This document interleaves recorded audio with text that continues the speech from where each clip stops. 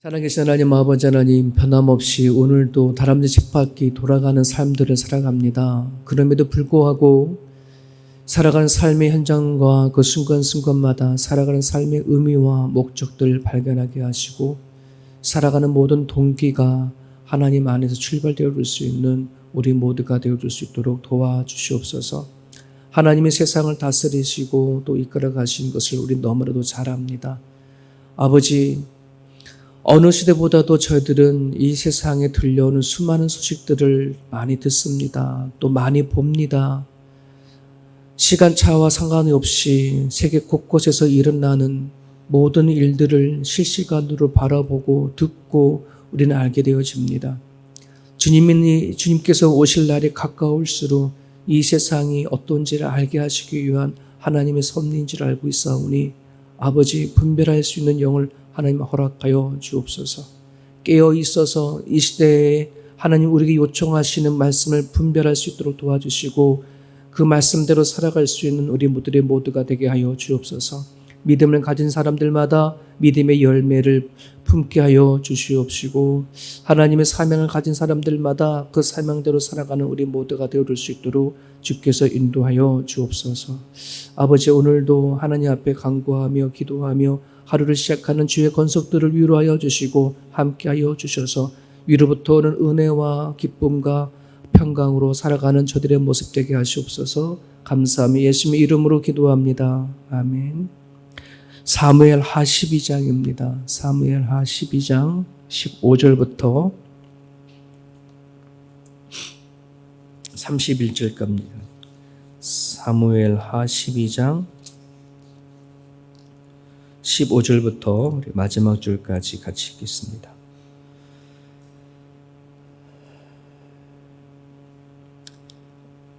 (15절부터) 있습니다. 나단이 자기 집으로 돌아가니라. 우리아의 아내가 다윗에게 낳은 아이를 여호와께서 치심에 심히 앓는지라. 다윗이 그 아이를 위하여 하나님께 간구하되 다윗이 금식하고 안에 들어가서 밤새도록 땅에 엎드렸으니 그 집의 늙은 자들이 그 곁에 서서 다윗을 땅에서 일으키려 하되 왕이 듣지 아니하고 그들과 더불어 먹지도 아니하더라. 이래 만에 그 아이가 죽으니라. 그러나 다윗의 신하들이 아이가 죽은 것을 왕에게 아뢰기를 두려워하니 이는 그들이 말하기를 아이가 살았을 때에 우리가 그에게 말하여도 왕이 그 말을 듣지 아니하셨나니 어떻게 그 아이가 죽은 것을 그에게 아뢰 수 있으랴. 왕이 상심하리로다 하미로. 다윗이 그의 신하들이 서로 수군거리는 것을 보고 그 아이가 죽은 줄을 다윗이 깨닫고 그의 신하들에게 묻되 아이가 죽었느냐 하니 대답하되 죽었나이다 하는지라. 다윗이 땅에서 일어나 몸을 씻고 기름을 바르고 우복을 갈아입고 여호와의 전에 들어가서 경배하고 왕궁으로 돌아와 명령하여 음식을 그 앞에 차리게 하고 먹은지라. 그의 신하들이 그에게 이르되 아이가 살았을 때에는 그를 위하여 금식하고 우시더니 죽은 후에는 일어나서 잡수시니 이 일이 어찌 됨이니까 하니 이르되 아이가 살았을 때에 내가 금식하고 운 것은 혹시 여호와께서 나를 불쌍히 여기사 아이를 살려주실는지 누가 알까 생각함이거니와 지금은 죽었으니 내가 어찌 금식하랴. 네가 다시 돌아오게 할 수 있느냐. 나는 그에게로 가려니와 그는 내게로 돌아오지 아니하니라 하니라. 다윗이 그의 아내 밧세바를 위로하고 그에게 들어가 그와 동침하였더니 그가 아이아들을 낳음에 그의 이름을 솔로몬이라 하니라. 여호와께서 그를 사랑하사 선지자 나단을 보내 그의 이름을 여드디야라 하시니 이는 여호와께서 사랑하셨기 때문이더라. 요압이 암몬 자손의 라빠를 쳐서 그 왕성을 점령하매 요압이 전령을 다윗에게 보내 이르되 내가 라빠 곧 물들의 성읍을 쳐서 점령하였으니 이제 왕은 그의 백성의 남은 군사를 모아 그 성에 맞서 진치고 이 성읍을 쳐서 점령하소서. 내가 이 성읍을 점령하면 이 성읍이 내 이름으로 일컬음을 받을까 두려워하나이다 하니 다윗이 모든 군사를 모아 라빠로 가서 그곳을 쳐서 점령하고 그 왕의 머리에서 보석 박힌 왕관을 가져오니 그 중량이 금 1달란트라. 다윗이 자기의 머리에 쓰니라. 다윗이 또 그 성읍에 노략한 물건을 무수히 내어무고 그 안에 있는 백성들을 끌어내어 톱질과 썰의질과 철도끼질과 벽돌 구이를 그들에게 하게 하니라. 암몬의 자손의 모든 성읍을 이같이 하고 다윗과 모든 백성이 예루살렘으로 돌아가니라. 아멘. 사무엘상 사무엘 하나 이 부분들은 역사서 이야기를 쭉 기록되어져 있는 거라 저들이 읽고 이해하는 데는 참 어려움이 없는 말씀입니다. 쭉 읽어가면서 이해하기가 쉬운 말씀입니다. 하지만 이 이야기 가운데 왜 다윗이 이렇게 행동했을까, 또 오늘날 이 주시는 말씀이 무엇인가 하는 부분들이 삶 속에서 이야기 속에 녹여져 있는 것을 보게 되어집니다. 우리가 과거에 살아왔던 삶을 이렇게 뒤돌아보게 되어지면은 각자의 굵직한 그러한 이야기들이, 또 그러한 삶들이 각자 가정들마다 다 있지 않습니까? 물론 개인에게도 있고, 그때 당시에는 그 일은 무슨 일인고, 왜 이런 일이 일어났는지, 왜 잘 모르고 가다가도 이렇게 세월이 흘러서 하나님 말씀 붙잡고 기도하다 보면, 그랬었구나. 그때 하나님이 막으셨구나. 또 하나님이 그때 도우셨구나. 라고 하는 것을 좀 깨닫게 되어주죠. 저는 그것이 성령의 조명이라고 생각이 되었습니다. 분명히 하나님이 일하시고 역사하시는데 그 순간에는 그걸 잘 모르죠. 하지만 뒤돌아와서 또 이렇게 성령께서 기도하는 과정 가운데 깨닫게 하시면 또 하나님이 일하시는 것을 보게 되어집니다. 그게 지나간 과거뿐만 아니라 오늘 우리가 살고 있는 이 현재의 삶 속 안에서도 혹시나 왜 지금 이렇게 이런 문제가 있을까? 또 살아가는 과정 가운데 왜 이런 문제에 부딪히고 있을까? 하는 것들을 조용히 하나님 앞에 가지고 나아가 엎드려 기도하다 보면은 성령이 조명해 주시거든요. 그 음성을 우리들이 매일 듣고 또 하나님의 이끄신 무엇인지 살필 수 있는 그런 삶이 되어졌으면 좋겠습니다. 결국 그것이 우리가 오늘 살아가야 할 이유고 또 목적이기도 합니다. 오늘 본문은 다윗이 간음으로 가진 밧세바의 아이가 죽고 그리고 그 아이가 죽은 다음에 다시 이제 솔로몬이라고 하는 이제 밧세바를 통해 둘째 아이를 낳는 이야기가 오늘 본문에 기록되어 있습니다. 15절에 보면 나단이 자기 집으로 돌아가니라 우리아의 아내가 다윗에게 낳은 아이를 여호와께서 심히 알는지라 이렇게 되어 있어요. 그 11장 27절에 보게 되어지면 밧세바는 남편이 우리아잖아요. 우리아가 죽은 다음에 다윗이 아내로 삼았어요. 그러면 12장에 넘어왔을 때에는 그 밧세바를 다윗의 아내라고도 이렇게 표기도 할 만도 한데 오늘 15절에는 굳이 우리아의 아내가 이렇게 표현을 해요. 이 시점은 이미 다윗의 아내거든요. 이렇게 표현하는 건 하나님께서 밧세바가 다윗의 아님을 인정하지 않음을 노골적으로 표현하는 부분들입니다. 하나님은 다윗에게 정식적으로 밧세바를 아내로 주지 않았잖아요.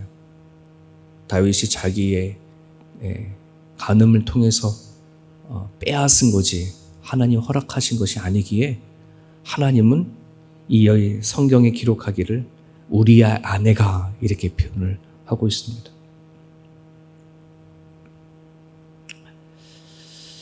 그럼과 동시에 하나님은 밧세바가 낳은 아이를 치심으로 그 아이가 나오자마자 얼마 안 있다가 죽게 되어집니다. 죄는 다윗이 지었는데 그 아이가 죽게 되어지죠. 어쩌면 다윗에게 가장 약한 거, 다윗에게 가장 아픈 거가 뭔가, 어쩌면 다윗 자신을 치는 것이 제일 아플지 모르지만 부모에게는 자식이 아픈 게 제일 아픈 거죠. 하나님은 의도적으로 그의 아들을 빼앗아 갑니다. 죄의 열매가 얼마나 쓰디고 또 쓰고 아픈 것인지를 철저히 드러나기 위해서 가르치기 위한 과정입니다. 다윗은 아이가 심히 앓기 시작하자 하나님께 간구하고 금식하고 땅에 엎드립니다. 분명히 다윗은 나단 선지자를 통해서 하나님이 심판의 음성을 들었습니다.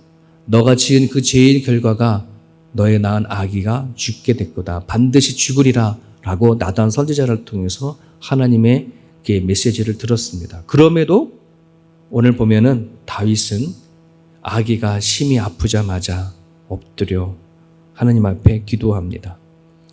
하나님 메시지를 갖고 있음에도 불구하고 다윗은 그 마음에 포기하지 않습니다.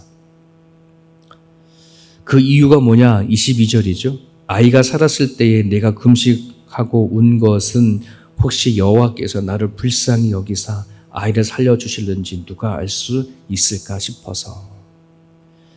다윗은 하나님을 모르는 자가 아니고 온 몸으로 경험했던 사람이 다윗입니다.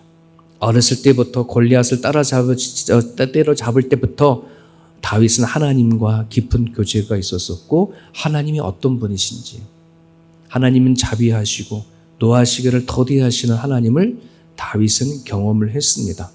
그것이 자기 자신뿐만 아니라 당신께서 세우신 사울 왕을 어떻게 다스렸는지 또한 다윗의 눈으로 보았습니다. 그래서 만에 하나 정말 하나님께서 자기 자신에게 조금이나마 하나님께서 이 죄에 대해서 용서해 주실 분 무엇인가 있으면 정말 하나님 앞에 엎드려 눈물로 하나님 마음을 살라고 금식하고 통곡하고 우는 다윗의 모습을 보게 되어집니다. 하나님을 알지 못하면 뭐합니까? 그냥 포기해버리는 거예요. 그냥 하나님이 죽이신다는데 이제 아이가 아프니까 죽게 되어졌구나, 데려가시면 그만하겠구나 할지 모르겠습니다만 다윗은 하나님을 누구보다도 잘 알았습니다. 한 가닥의 희망을 갖고 기도하고 나갑니다. 그 하나님을 결코 알지 못했다고 한다 그러면 막상 아이가 죽었을 때엔 어떻게 됐을까요? 정말 하나님을 향해서 소리를 지르고 정말 이러실 것입니까? 화를 내야 했을 겁니다. 근데 진짜 아이가 죽으니까 다윗이 어떻게 됐어요? 깨끗하게 털어버리죠. 하나님이 역시나 내 죄에 대한 대가구나 라고 그대로 받아들이고 일어나서 금식을 끊고 밥을 먹지 않습니까? 주변에 있는 사람은 놀라죠. 아니, 아이가 아팠을 때는 확 그렇게 눈물 흘리며 금식하고 하나님께 매달리더니 죽은 다음에 어떻게 전하냐 할지 모르겠지만 다윗은 하나님이 어떠한 분인지 너무나 잘 알기 때문에 그렇습니다. 여러분, 우리 크리스찬들이 신앙생활을 하면서 제일 어려운 게 뭐냐면 내가 원하지 않는 일들이 일어났을 때 내가 그것을 하나님 안에서 순순히 받아들이는 거가 참 쉽지가 않습니다. 우리가 아는 하나님은 그냥 항상 좋은 하나님, 사랑의 하나님이라고만 알고 있어서 그런지 모르겠지만 우리 하나님은 그런 하나님만이 아니거든요. 아이들에게 부모님은 한없이 좋은 부모일지 모르지만 부모님은 그렇지 않거든요. 자식이 잘못하면 자기가 낳은 자식도 얼마든지 매를 들고 야단을 치고 때리기도 하는 것이 부모이거든요. 하나님도 그렇습니다. 우리가 생각하는 늘 좋으신 하나님, 사랑의 하나님이라고 하니까 내가 내 살아간 삶 속에서 좋은 일이 일어나면 감사합니다, 고맙습니다, 노래를 부르고 은혜롭습니다 할지 모르겠지만 막상 내가 원하지 않는 일들이 일어났을 때에는, 내가 바라는 일들이 일어나지 않았을 때에는 제일 먼저 우리가 고백하는 것이 왜 이러십니까? 라고 하는 거죠. 나는 그런 일을 당하면 안 되는 것처럼, 나는 아무런 문제 없이 날마다 하나님 앞에 주시는 은혜만 받아야 하는 그런 사람인 것처럼. 그렇지 않습니다. 하나님은 당신의 백성을 선택한 그리스도인들을 그냥 좋게만 키우지 않겠다라고 얘기하십니다. 때로는 힘들게, 때로는 아프게, 때로는 보듬어주고, 때로는 칭찬해주고, 품에 안으시고, 부모가 자식을 키워가듯이 그렇게 우리를 키워가시겠다고 성경은 얘기를 하거든요. 그럴 때 오늘날 우리 그리스도인들이 제일 받아들이기 힘든 건 내 살아간 삶 속에 내가 원하는 대로 뜻대로 일어나지 않은 일들을 일어날 때 받아들이지 못하는 것. 우리는 이런 말씀 앞에 정말 우리가 하나님을 진심으로 잘 안다면, 다윗처럼 하나님이 어떤 존재가 어떤 분이신지 안다면 내가 바라고 원하는 뜻대로 되지 아니함에도 불구하고 기꺼이 그것을 받아들이는 용기, 그 부분을 가지고 기도해 나갈 수 있는 그 믿음이 우리 가운데 있기를 간절히 바랍니다. 유대인들이 가지고 있는 기도와 우리 크리스찬들이 갖고 있는 요즘에 한국 사람들이 많이 기도하는 법이 조금 많이 다르다. 우리 한국 사람들이 드려지는 많은 기도 가운데는 오로지 간구와 또 어떤 문제가 있으면 해결해달라, 치워달라, 뭐 이런 기도를 많이 하지만 원래 성경에서 말하는 그 당신께서 이스라엘 백성들에게 원하는 그 기도는 다 인정하는 기도예요. 좋은 일이 있든 나쁜 일이 있든 문제가 있든 문제가 없든 그 상황을 있는 그대로 받아들이고 하나님께서 그 일들을 통해서 나를 어떻게 훈련시킬까? 또 어떤 말씀을 주실까? 이거를 통해서 나에게 뭘 요구하시는가 하는 것을 인정하고 받아들이는 그 기도가 오늘날 우리들에게도 필요하다는 사실을 우리가 기억을 하셨으면 좋겠습니다.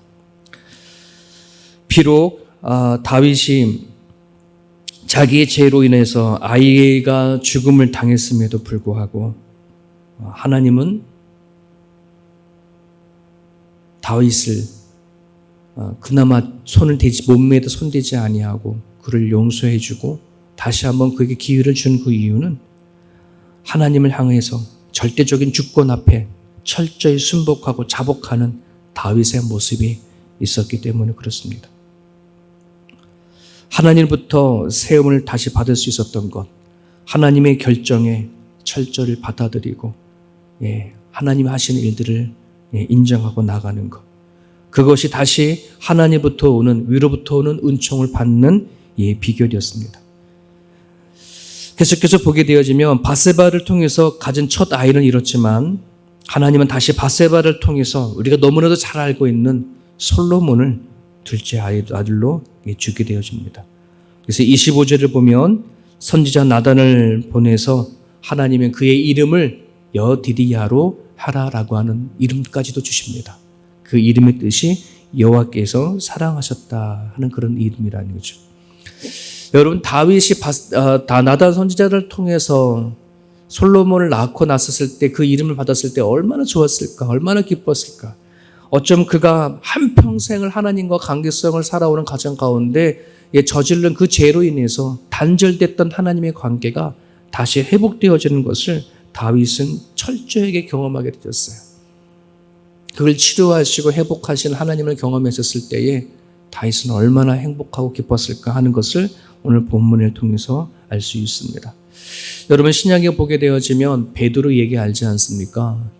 그 어느 누구보다도 예수님과 3년간을 동행하면서 예수님의 사랑을 가장 많이 받았었고 신뢰를 가장 많이 받았던 베드로, 하지만 막상 주님께서 십자가에 못 박혀 돌아가실 때가 되어졌을 때에 3번이나 부인했던 베드로의 모습을 보면 자기 자신을 얼마나 참으로 죄책감에 빠지고 스스로 자기를 얼마나 많이 힘들게 했었을까 싶습니다.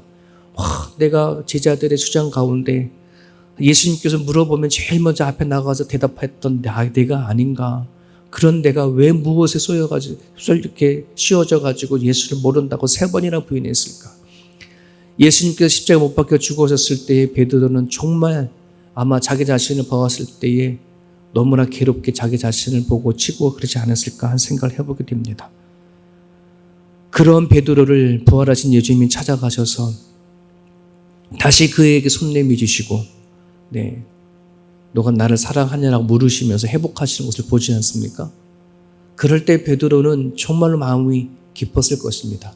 평생 주님이 찾아오지 아니하며 죄책감으로 살다가 죽었을 그 베드로를 다시 일으키시는 예수님의 모습을 보게 되어집니다.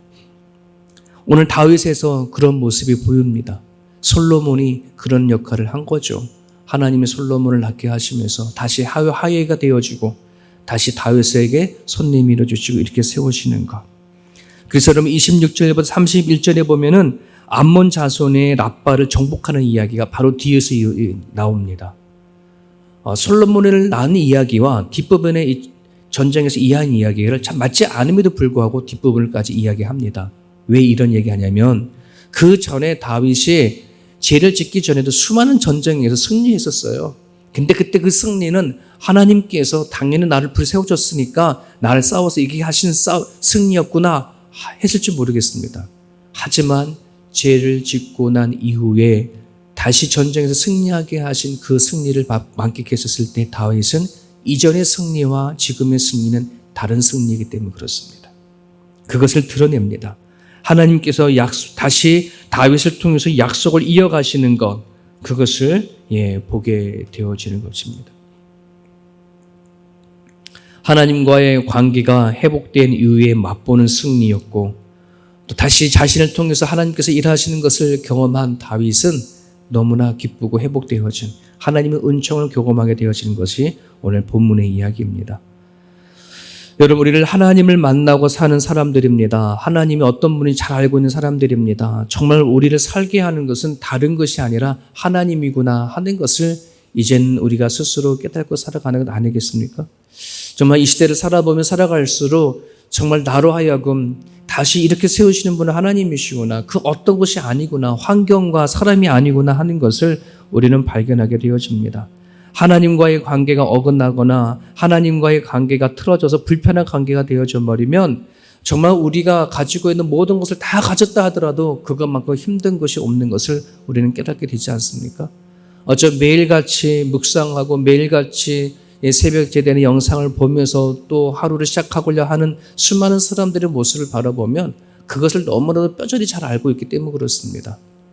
내 마음대로 세상에 돌아가든 내 마음 원치 않은 대로 세상에 돌아가든 정말 중요한 것은 내 마음속에 하나님이 계셔야 되겠구나 하는 것을 느끼기 때문에 우리는 이렇게 하루를 또 주님 붙잡고 또 시작하는 것이라 생각이 되어집니다. 여러분, 빌립보서 4장 8절에 있는 말씀입니다. 무엇이든지 참되며 무엇이든지 경건하며 무엇이든지 옳으며 무엇이든지 정결하며 무엇이든지 사랑받을 만하며 무엇이든지 칭찬받을 만하며 무슨 덕이 있든지 무슨 기름이 있든지 이것들을 생각해라. 너희는 내게 배우고 받고 듣고 본 바를 행하라. 그리하면 평강의 하나님이 너희와 함께하리라. 무엇이든지 어떤 일이든지 무슨 일을 당하든지 주님을 생각하고 살아갈 때에 우리에게 하나님께서는 평강을 주시겠다, 함께 하시겠다 약속하신 부분들입니다. 오늘 우리는 살아가다 보면 알게 모르게 죄성이 여전히 남아있어서 때로는 하나님 앞에 또 서먹서먹한 관계가 있을지 모르겠지만 우리 그럼에도 불구하고 내가 원하는 일이 있든 없든 늘 주님 앞에 가까이 감으로 인해서 하루하루를 주님과 함께 동행하시는 그런 삶이 되시기를 바랍니다. 오늘 여러분들이 아침에 기도해 주실 때에 하나님이 허락하신 삶에 대해서 인정하고 받아들이고 다시 일어나 믿음 가운데 설 수 있게 달라고 기도해 주시길 바랍니다. 무엇이든지 주님 안에서 배우고 행할 수 있는 그런 삶이 되어달라고 이 아침에 또한 기도해 주시길 바랍니다. 자유롭게 기도하시고 돌아가시길 바랍니다.